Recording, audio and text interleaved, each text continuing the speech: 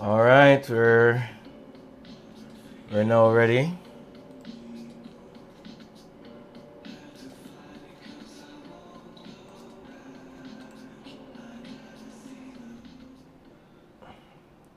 So welcome everyone to another installment of our patient health workshop. If you've seen this presentation before, you'll notice that my camera is different. My wife took my tripod, so I'm without a tripod. So I'm just using my webcam. Picture quality is not as pretty, but we work with it nonetheless. You have to do what you have to do to facilitate the desires of others as well, not just for yourself. So, if you're hearing me well, just go ahead and indicate because I'd like to begin. We are running really behind, and I'm so sorry for that. And I'm getting a little tired too, so I want to make sure that I keep myself alert and able to go through everything that we have to discuss today. So please confirm that you're hearing me okay.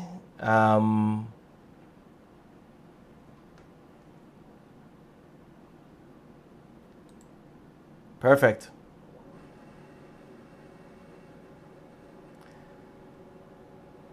So today we're going to be discussing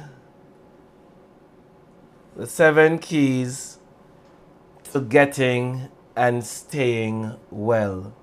The 7 keys to getting and staying well. Now, there's a handout that goes with the class. I won't use a code. What I'll do is let me just go ahead and make a copy or copy the link that you can simply follow. I'm going to drop that in the chat section, in the comment section on YouTube.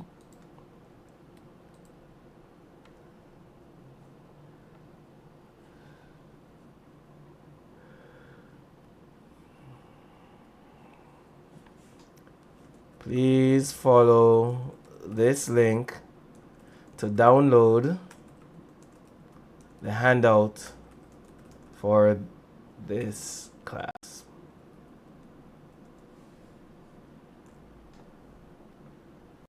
All right, so click on that link.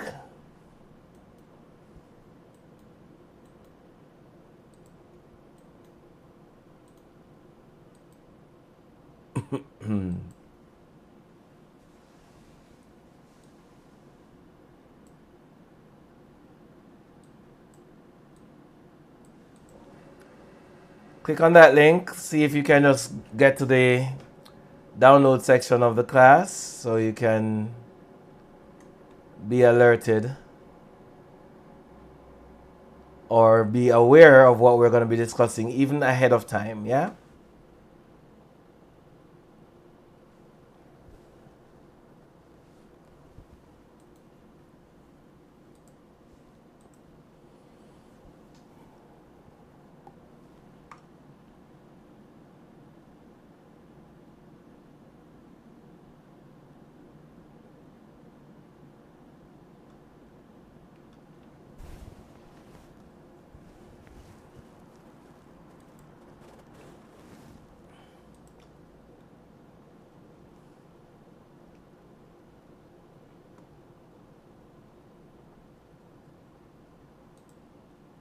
All right, so that's good. So, what I'm going to say, I want everybody to be current with the time that we're having the class. Now, if it is that you are watching us on your device, just please click and make sure that the time wheel, I guess, is all the way at the present time. That it's not, you're not watching what I'm saying delayed. You're watching it live as we're happening. So if you're on your laptop, you can just roll over using your mouse the bottom of the video where it says live, and just click on that live, and it will take you to the most current stream. That way you're not waiting too long after I ask a question or whatever for you to be able to answer, right? So having said that, follow the link so you can download the handout for the class, and let us begin. So the first key, as it relates to sick care versus, as it relates to the keys of health, would be sick care versus health care, and understanding the difference between the two. So sick care, and when we talk about sick care, we're talking about the branch of the system that caters for sick people, right? And even myself do fall under this category to some degree, because a lot of people who come to us actually have issues that we have to try to address. But we want to be true healthcare practitioners, meaning that what we want to offer persons is health and not simply management of an illness. And the two are very distinct. So that's what I'm hoping that we'll be able to understand. When we talk about sick care, we're talking about the caring or managing of sick people. When we talk about healthcare, we're talking about trying to optimize health in an individual. So this is what we're trying to achieve. Now, the regular system as we know it is generally a sick care system, because that system has a very important property. It is reactive. And by reactive, we mean that one has to wait until something has happened before an intervention can be applied. So something goes wrong first, and then the application happens after. Now, if you want to have a chance of being truly healthy, then you need to have a different approach. You need a proactive approach. So true healthcare is proactive. So what is it that's the difference between being reactive and being proactive? Well, being proactive means that you're going to make choices before something goes wrong, in anticipation of something going wrong, so as to prevent something from going wrong to go wrong in the first place. So, or to prevent something that can go wrong from going wrong in the first place. So that is something that I want persons to understand. If you want to be truly healthy, you have to have or adapt a wellness, proactive lifestyle. And so there are many people who actually believe that the current healthcare system is or has aspects to it that's proactive. I'm going to try to demonstrate to you that that's not the case. Because being proactive means you're doing something before something goes wrong. The thing about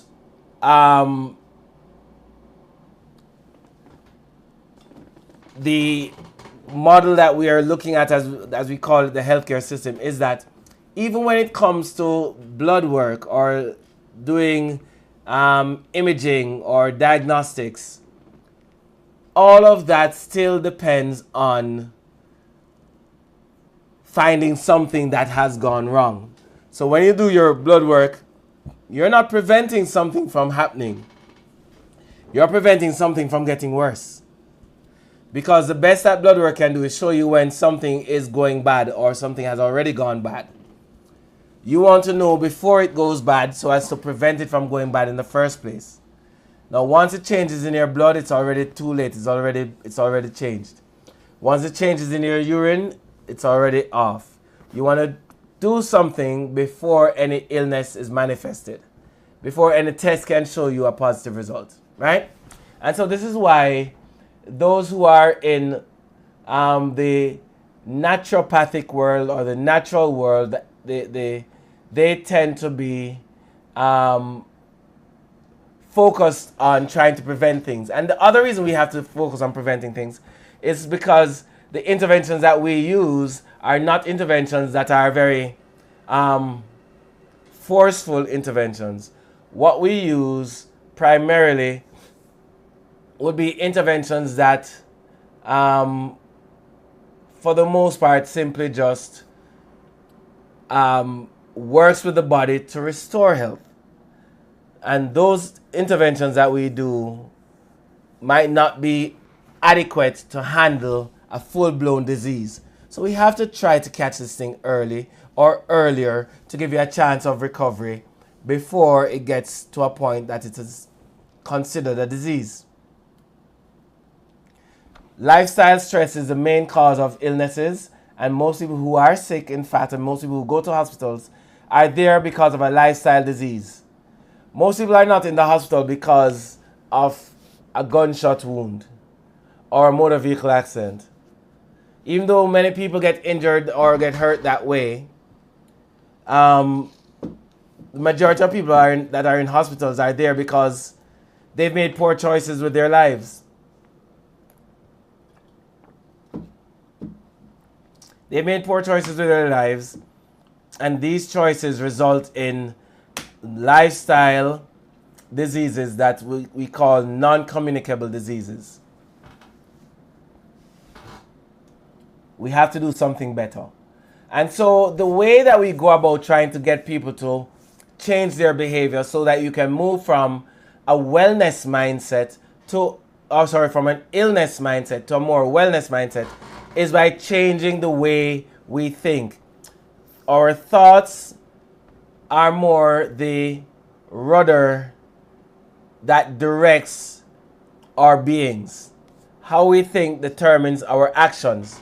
And if you want to change your behavior, you have to change your thoughts. And so, how do people think as it relates to health, and how can we change it? There are two ways that people think. One is according to what we call the illness care model, and the other one is according to the wellness care model. When we talk about illness care, we already described it, but illness means a movement from one level on the health spectrum downwards towards death and disease. Whereas wellness is a movement in the opposite direction. You're at whatever state you're at, but you're moving upward towards optimal health and vitality. And that's the one that we want to focus on. So how do we get to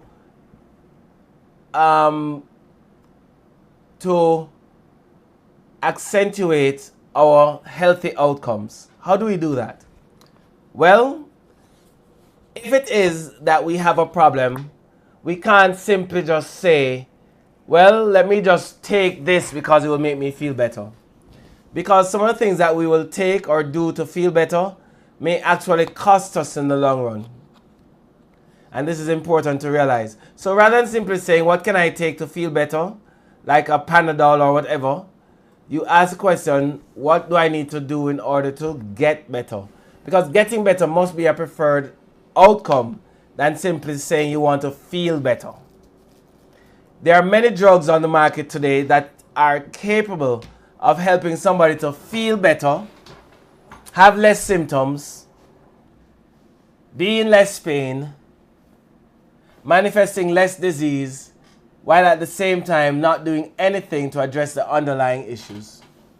And that cannot be acceptable. Well, it's certainly not for me. So we say getting better is preferred. How about this one? Get well. Many of us have used that expression before. We have somebody who is sick in the hospital and we send him a card, a get well soon card. More important than simply wanting people to get well is for people to want to stay well. And when you hear stay well, you realize automatically, it's like you automatically feel like I must be doing something, but I must be doing this thing over and over again for an indefinite period of time so as to maintain myself in a state of good health, which essentially is what we want. We don't want people to do the right things for a short time and then stop.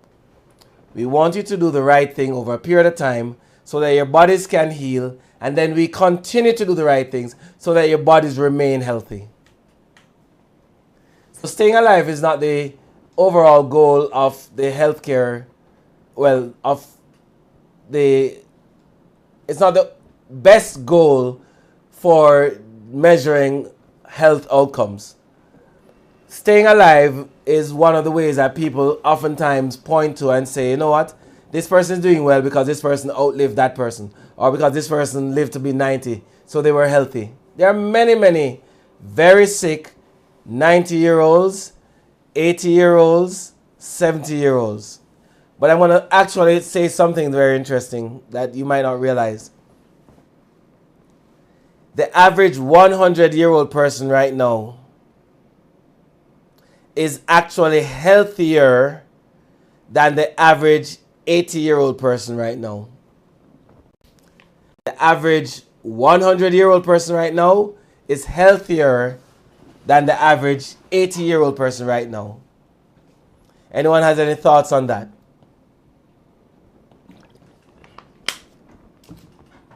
You can comment about it in the chat.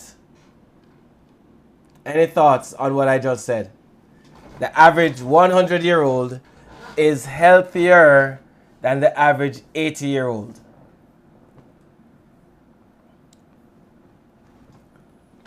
Give you a second to type in a comment.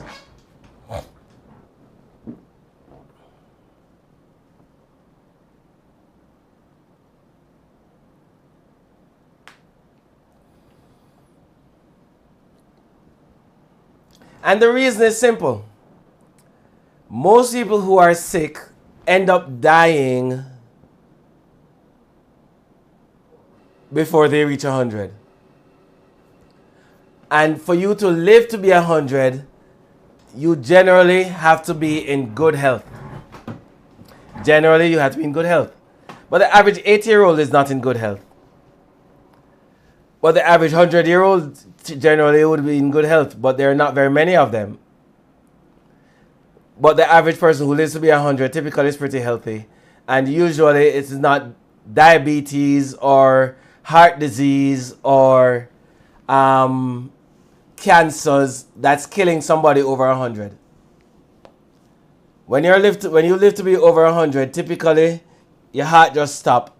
You know, you're just old age kill you, not a disease.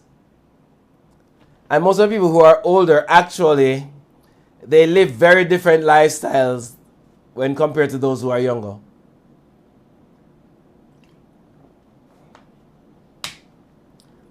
So staying alive. What's better than simply wanting to stay alive is feeling alive. Feeling alive is preferred by far, which is that you want to have a good quality of life. When you talk about feeling alive, you feel lively, you feel energetic, you feel vibrant. That is what we want to feel as we get older. For me personally, I don't see the point in living if I can't enjoy the different aspects of life. But that's just my personal take on it. Some people think that living long is the better outcome. I don't. But that's something that you can share as well in your thoughts.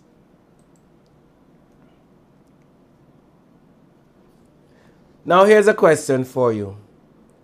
Is pain a good thing or is it a bad thing? Is pain a good thing or a bad thing?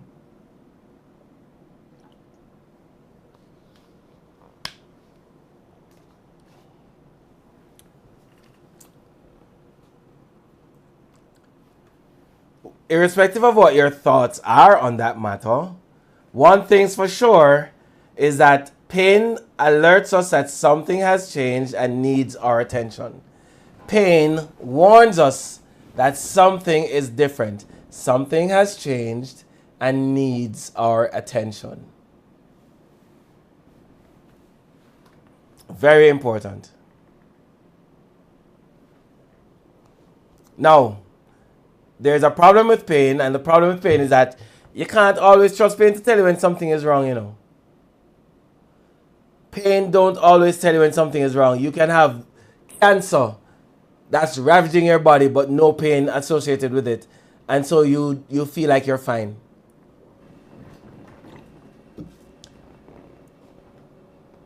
It is very important that you're able to assess your body in a different way than simply relying on pain to tell you when something is right or when something is not right. Very important. Feeling good doesn't mean that you're healthy. Feeling good does not mean that you're healthy. Everything has to be working properly in your systems for you to be healthy. So healthy function means good health. So we need to start trusting how we are working, how our bodies are, more so than how it feels.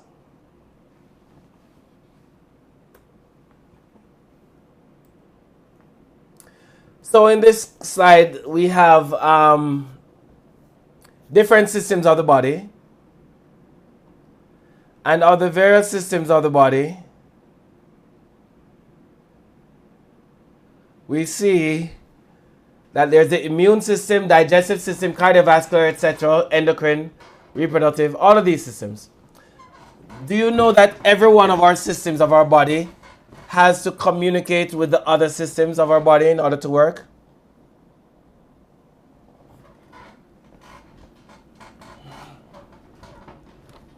Every system of our body has to communicate with the others for our bodies to work properly. But there's one system that happens to not just work with the others, but directs the function of all the others. And this system is called the nervous system. The nervous system is considered to be the master control system of the body.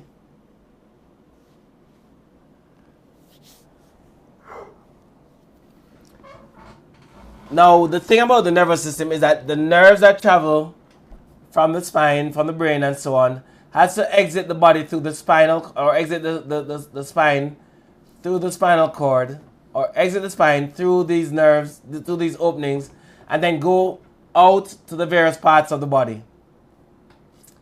If it is that you have an issue with one of these bones that could interfere with that nerve signal, then that nerve will not carry the information it needs to carry, and so it will not express an appropriate response when compared to the environment that it is in.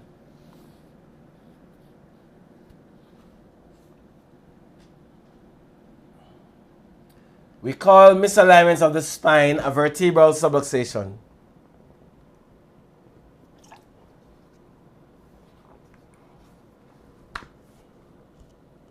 And this is an example of what a vertebral subluxation may look like. You have the bone here, that middle bone. I don't know if you can make it out, but it is displaced backwards when compared to the other bones in the line. This middle bone is pushed backwards. And as it is being pushed backwards, what ends up happening is that the opening that's in the back of the spine, that opening closes off because the bones are not lined up anymore and pinches on that nerve. Well, whatever the nerve controls will no longer work the way it's supposed to work.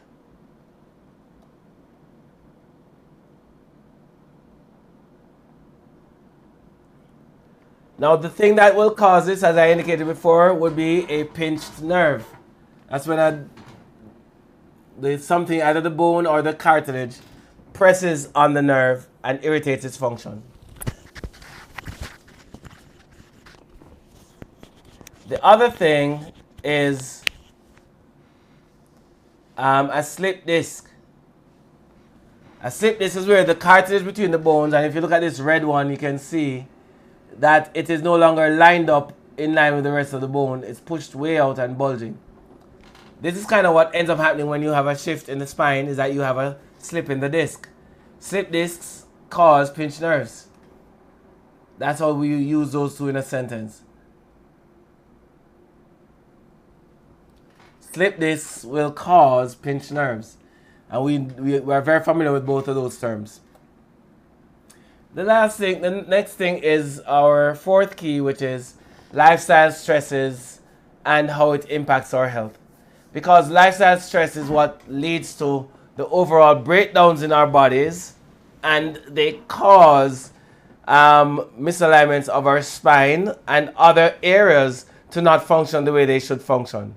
So I'm loosely using stress as it impacts subluxations to kind of just make this point, because it's not that it causes the spine to shift all the time depending on the type of stress, but it can result in different problems. For example, a fall, which is a physical trauma, physical stress, can impact the function of your spine.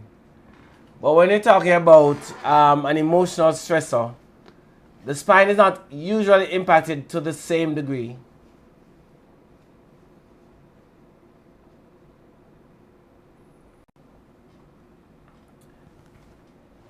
So this is important to bear in mind. But we use these terms loosely so that we can outline a point. Stress is what causes our bodies to break down. There are 3 dimensions of stress: the physical, the biochemical, and the psychological. The physical is the trauma-based type of stress. The biochemical is from things we put into our bodies, into our mouths. And the psychological is the emotional part of the stresses that we face. Stress at work, and so on. The healthier the nervous system is the better we're able to adapt to our environment. I don't want to spend any time on this next slide here, too much time, but this explains why we get sick. There's a gap between the upper and lower limits of our abilities to resist illness.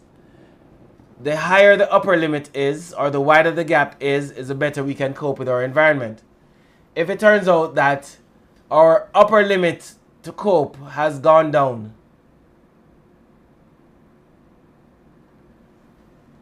then that can result in the body starting to manifest disease. So let me show you how this works. The higher the upper limit is, the closer you are to wellness or vitality. The lower the upper limit is, when the gap is really narrow, you're approaching death. And it is external stresses in our environment that pushes down on our upper limit and causes it to go down. Our only available defense against that is our internal resistance. Our internal resistance is what causes our bodies, or allow our bodies to react in a way that prevents it from getting sick. That's our internal resistance. And whenever our external stresses exceed our internal resistance, we're going to break down and our upper limit will come down.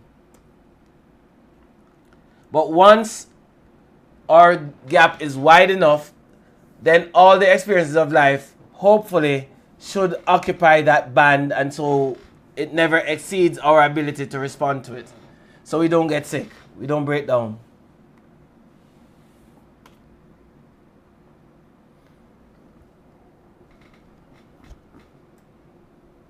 If our upper limit falls, however, then what starts happening is that things that didn't used to affect us start to affect us.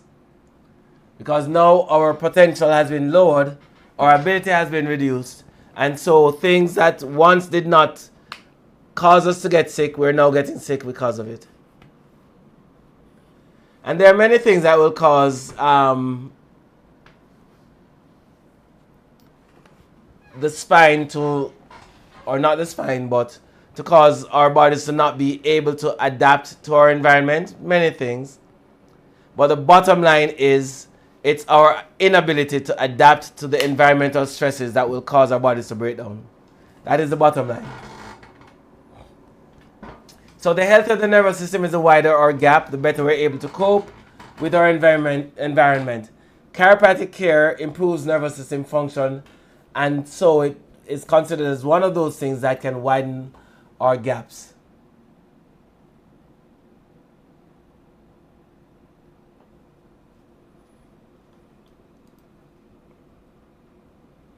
At our office, we have invested in technology that allows us to be able to identify these subluxations wherever and whenever they happen. This one is a temperature scanning machine that's measuring the temperature on either side of her back, going up This one is measuring the muscle tone on either side of her back coming down. This is called surface EMG. This is called rolling thermal scanning.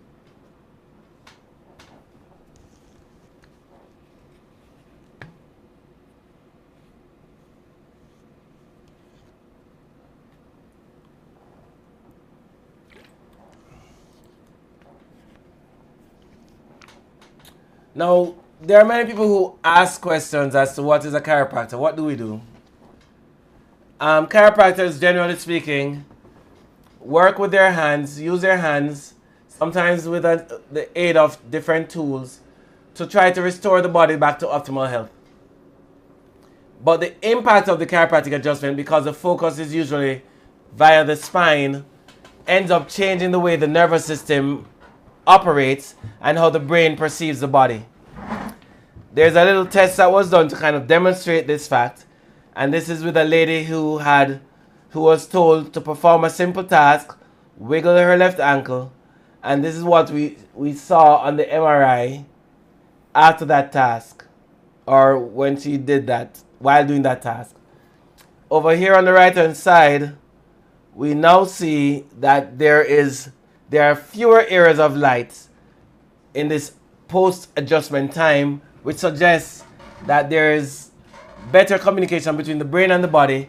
The brain is way more efficient. It requires less output to get the task done. So next time somebody asks you what kind of doctor is a chiropractor, please do not tell them that chiropractors are bone doctors.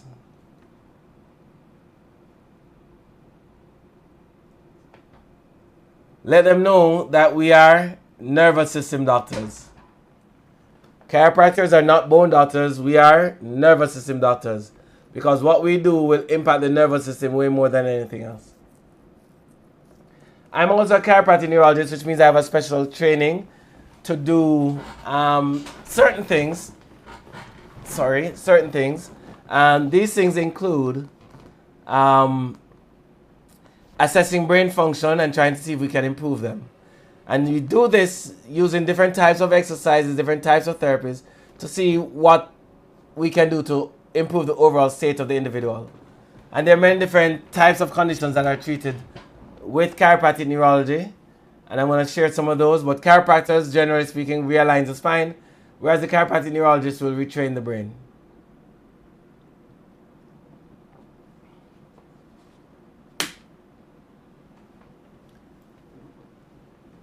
Here are some conditions that are treated by a chiropractic neurologist: developmental delays, yada yada yada, speaking delay, walking issues, dyslexia or dysgraphia.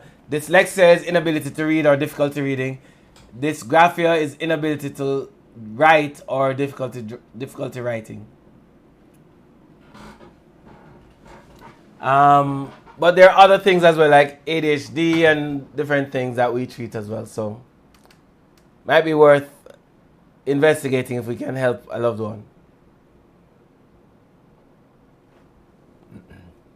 So at Garden Chiropractic, our vision is to identify subluxations wherever and whenever they happen, to provide a program of care, and to educate our community. And we do this in various ways, and this class that we have is one such way that we educate our community.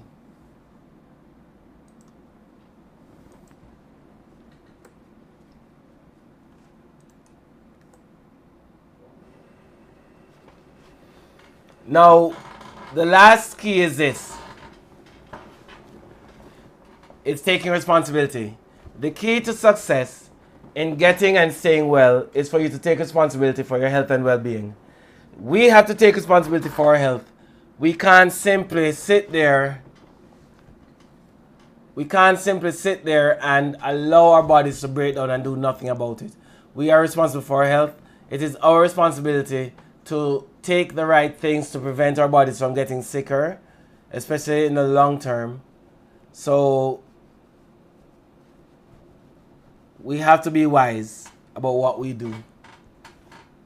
We also have to be wise with the decisions that we make for the sake of our children or the parents that we might be caring for.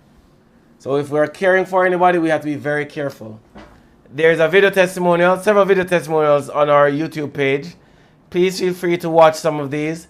This one is my favorite one. There's one that's missing, but you can watch the rest.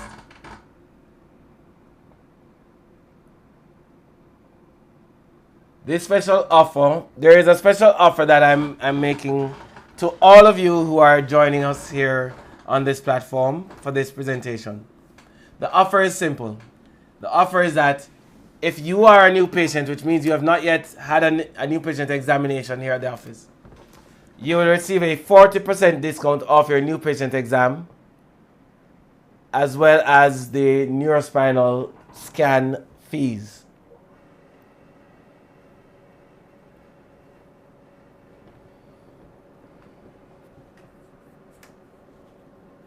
But if you're an existing patient, meaning that you've already done a new patient exam, what you get is a little bit different. You'll get a 20% discount off your update exam.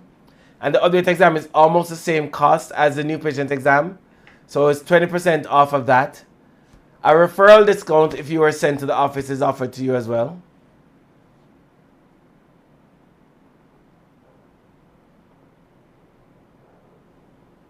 Now, this 20% discount is a referral discount that we give to anyone who refers somebody to the office, and you will get a 20% off one treatment per person that you refer.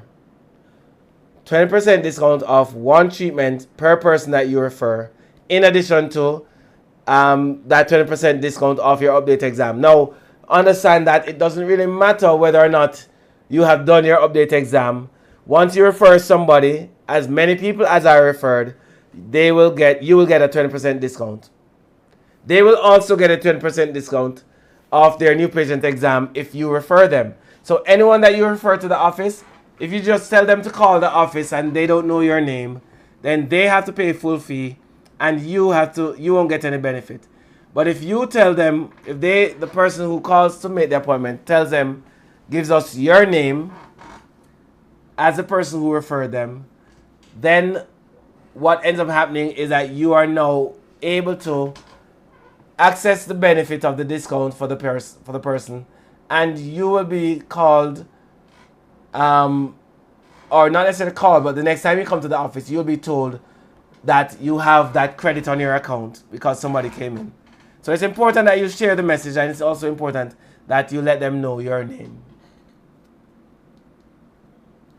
And the last one is there's a 10% phase discount off the entire next phase of care for anyone who completes a phase having attended this class. So once you complete your phase of care, which is normally 12 sessions, so we do a treatment plan for 12 sessions and then we re-examine you.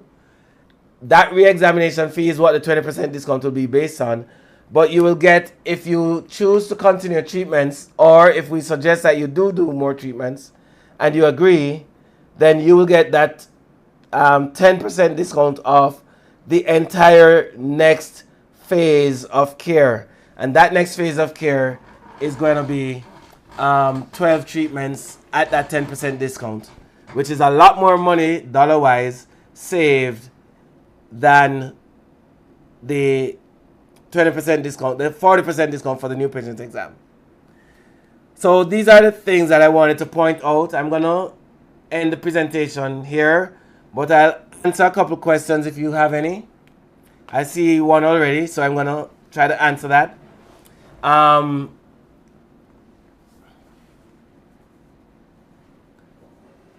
The information on the screen are ways that you can get a hold of us. So you will go to our website, gcnjamaica.com, or Facebook at GCN Jamaica. You could also follow us on YouTube by just going to Gardner Chiropractic. And we also present on a radio program twice a month. Every Tuesday on this radio program, we present Back to Health Talk Show, which is a radio show that talks about how to achieve and maintain good health. And we do this every single week, and we discuss various health topics that are of a challenging nature but interesting, but in a way that is not too complicated. At least I try not to make it so. So these are the things that we wanted to kind of touch on tonight for you. It is my hope that you understand and appreciate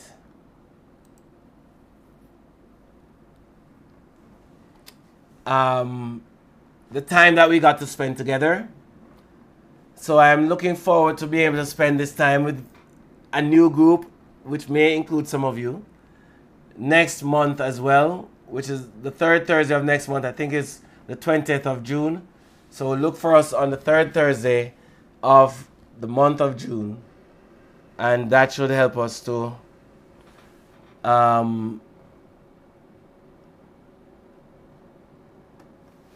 keep spreading the word.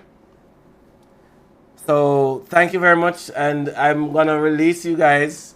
Who wants to come off, you're free to come off. But if you wanna ask a question, go right ahead and ask it, and I'll try to see how best I can answer this question.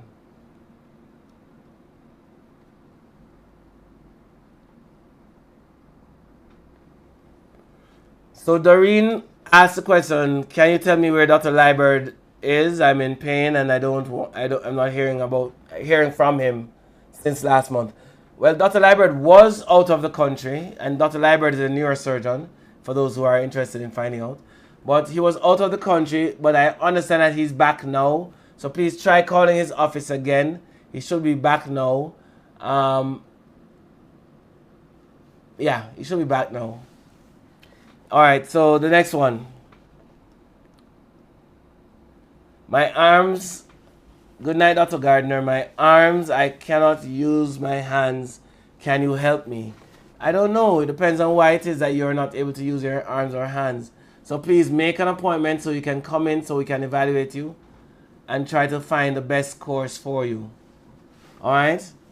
But I can't from here with just that information say whether I can or cannot help you to use your arm.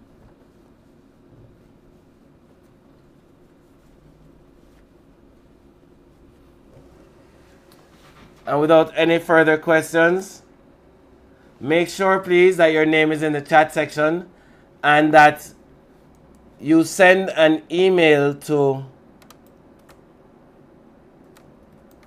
appointments@gcnjamaica.com.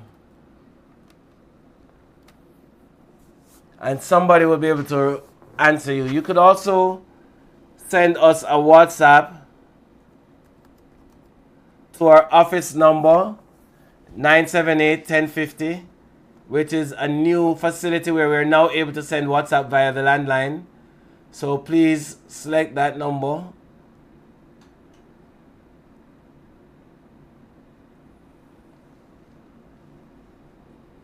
If you're going to send us a WhatsApp. Well, that's it for tonight. Thank you so much for joining. Thank you so much for your attention. And I pray that you will be able to make the most of your health experience with some of the advice that you would have gotten tonight. Hopefully you would have gotten information that can help you to grow and develop even more. So we thank you, and we ask that you take it easy. If you're not at home, be safe on your way home. And take it easy. Have a wonderful night, everyone.